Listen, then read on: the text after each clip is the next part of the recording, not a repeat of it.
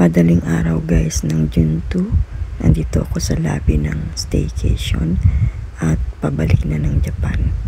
Hindi na po ako nag-post ng iba pang mga videos sa vacation ko na to. Dahil ako'y nagkasakit after ng graduation ng aking granddaughter. So wala akong napuntahan at wala akong napasyalan. Grateful pa rin po ako despite the things that took place na hindi ko na ikukwento pa. Ipauubaya ko na lamang sa Panginoon ang lahat. Dahil ayaw ko nang ma-stress. Pagod na ako dahil ito ang isa sa mga dahilan kung bakit nagkaroon ako ng depression. Kaya ayaw ko nang isipin pa ang mga nangyari.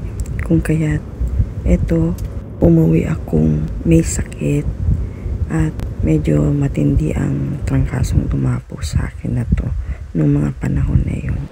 Abangan niyo po uli yung mga post ko nung ikalawang pagbalik ko sa Pilipinas upang umattend ng debut ng aking unang apo. Salamat po. Thanks for watching.